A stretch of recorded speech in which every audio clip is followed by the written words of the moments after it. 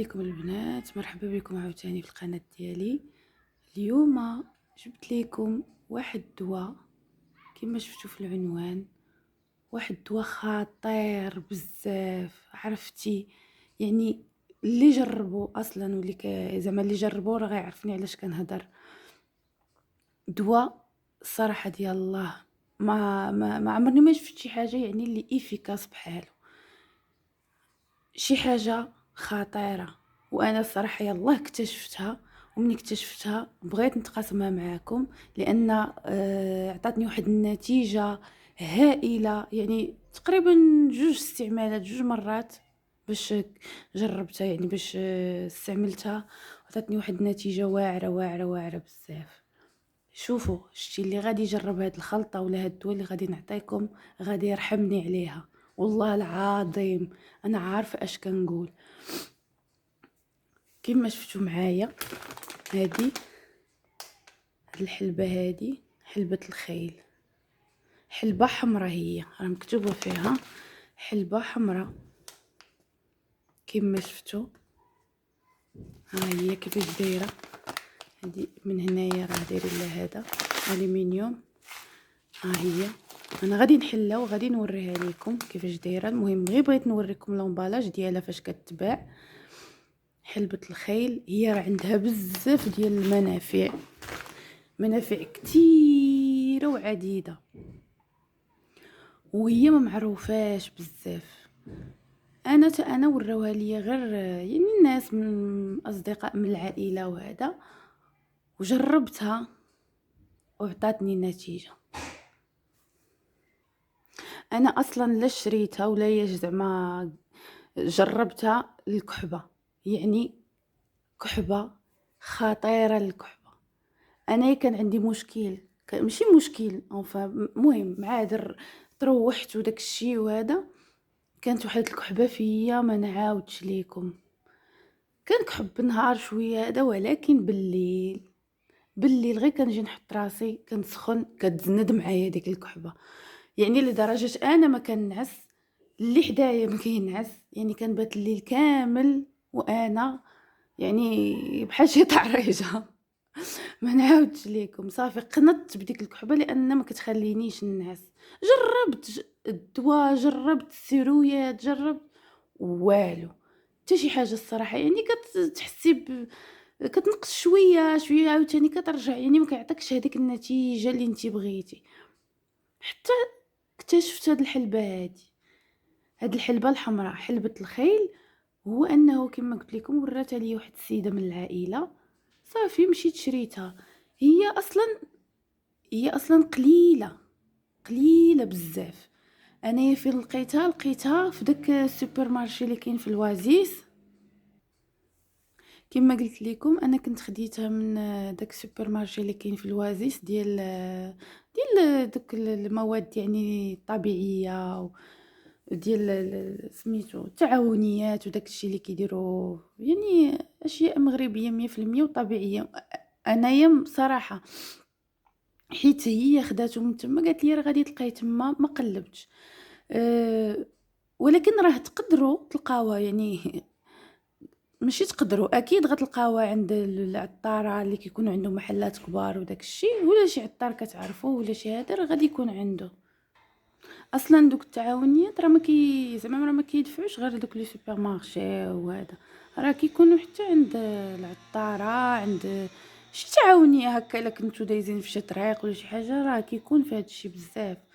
وهذا باش انا زعما كنشجع الانسان ياخذ من دوك التعاونيات، حيت كتكونوا اولا كتاخذوا شي حاجه اللي عارفينها متاكدين منها بانها 100% يعني حقيقيه، يعني ما ماشي شي حاجه اللي مزوره ولا هذا. وزائد كتعاونوا دوك الناس وكتعاونوا في التسويق ديال المنتوج ديالهم. مهم انا جربتها كما قلت لكم، هذا على قلت لكم على فين تقدروا تلقاوها. المهم انا جربتها خطيره. الطريقه كيفاش درت ليها هو انه هما راه اصلا كاتبين، الطريقه. ها هي كتاخذوا معلقه صغيره، وهي اصلا ما قاصحه شويه بحال الحلبه العاديه. كطحنوها الا عندكم ان دو تخوا كطحنوا فيها، الا ما عندكمش كاينه هذيك الطحانه ديال العطريه المهم خاصها تكون شويه المواد الصلبه هي اللي الطحانه اللي تكون كطحن لكم المواد الصلبه بحال العطريه وداك الشيء بحال القهوه بحال هذا، هي باش ما تجيكمش عاوتاني باش ما تبقى لكم شويه قاصحه وتجرحكم، حيت هي كيفاش حيت هي كتكال يعني باش ما تجرحكم ما تجرحكمش في الحلق ديالكم. هي مكتوبه معلقه صغيره من نبات الحلبه مع معلقتين من العسل. هو من الاحسن يكون عسل كما قلت لكم.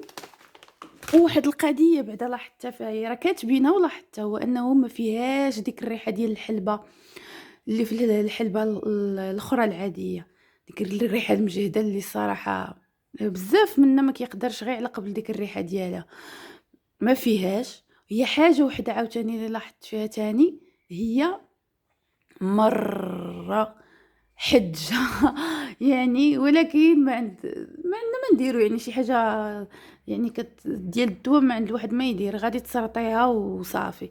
المهم هي النتيجه كما قلت لكم فاش غادي تطحنوها غتخلطوها مع العسل، حسبوهم بحال دابا نتوما يديروا مقدار ديال يومين ولا 3 ايام، هي من الاحسن ما تطحنوهاش كامله، مقدار ديال يومين ولا 3 ايام صافي. غادي تطحنوه بحال دابا 3 المعالق صغار مع 6 المعالق ديال العسل. انا خديت هذا انا حتى هو خديته يعني حتى هو ديال داك التعاونيات وداك الشيء.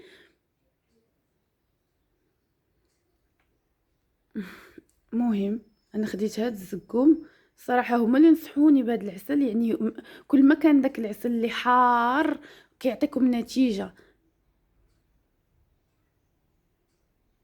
هو اي عسل حر راه مزيان، ولكن كل ما كان العسل حار كيعطيكم نتيجه يعني للحلق ديالكم.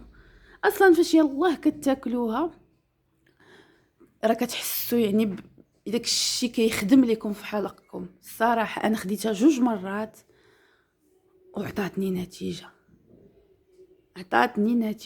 وعطاتني انا نتيجه وحتى الناس اللي كنعرف، يعني راه الناس كانوا مراد ديال بصح. وكما قلت لكم هي راه عندها بزاف ديال الفوائد ماشي غير الكحبه ولا البرد ولا ها هما ماشي انا اللي غادي نقول، اصلا هما راه كاتبين ها هي الكسور، الام المفاصل والروماتيزم، تطهير الجهاز الهضمي من اي بكتيريا ضاره، يعني بحال هكا يعني كيخوي لكم الصدر ديالكم، كتخوي لكم الصدر ديالكم مزيان، يعني حتى اللي كيكون كيكمي كيكون مثلا صدرو عامر من الاحسن هذه يبقى يديرها مره مثلا مره في الشهر ياكلها، يعني كتخوي الصدر من داك البلغم وداك الشيء.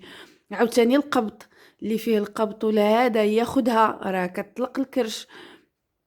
بالنسبه اللي كترضع مزيانه هذه حتى هي خداوها الناس. بالنسبه للحليب كتكثر الحليب. عاوتاني ها هي عاود الكوليسترول. بالنسبه شو سبحان الله العظيم الحلبه الاخرى كتغلظ، يعني اللي كيبغي يزيد في الوزن كياخدها وكتفتح الشهيه وكل شيء. هذه لو كونطرير هذه عاوتاني كتنقص من الوزن حيت كتعاونك في حرق الدهون. سبحان الله العظيم والله الا انا دي اللي استغربت ليها. انا كنعرف الحلبه زعما كتفتح الشهيه وكتغلظ، وهذه سبحان الله العكس ديالها، انها كتنقص لك من الدهون وكتعاونك باش تحرقي السعرات الحراريه وبزاف. وكما قلت لكم كطارد للبلغم وتطهير الحلق والرئتين، يعني راه فيها فوائد كثيره. انا غادي نوريها لكم دابا، غادي نحلها معاكم. ها هي كيفاش دايره من الداخل. عرفتي انا جاتني كتشبه شويه زريعه الكتان، حيت مع الحبه ديالها رقيقه وصغيره بحال مسطحه ماشي بحال الحلبه العاديه. شو سبحان الله العظيم كي دايره، جاتني بحال زريعه الكتان شويه.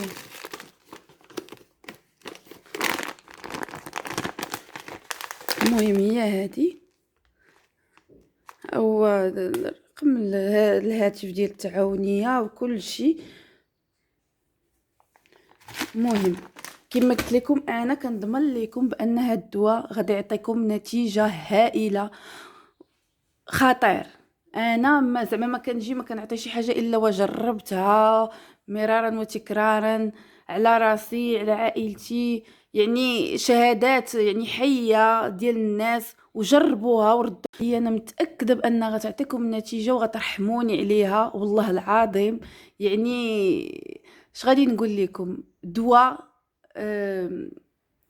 يعني اي واحد عزيز عليكم ولا اي واحد شفتوه عنده، يعني هذه كنصح بها اي واحد. كما قلت لكم ماشي غير الكحبه ولا الرواح ولا البرد، ولا يعني انسان ياخدها حيت هي شي حاجه طبيعيه، يعني ما غضر ما حتى شي حاجه. هو الانسان احنا كنعرفوا اي حاجه ياخدها بالمقدار والمقياس يعني، وان شاء الله غادي يلقى عليها الشفاء وكنتمنى لاي واحد تا هو كيعاني من هاد الكحبه وما كتخليه شي ناس انه يشافي سيدي ربي ويجرب هاد الوصفه هادي كما قلت لكم ويرد عليا. واللي جرباتها واللي ديجا يعني واخده هاد الحلبه هادي، حلبه الحمراء، تجاوبني في التعاليق وتقول لي كيفاش كانت التجربه ديالها، واش فعلا يعني شي حاجه اللي ناجعه وشي حاجه اللي يعني عندها نتيجه، ولا غير كنخربق.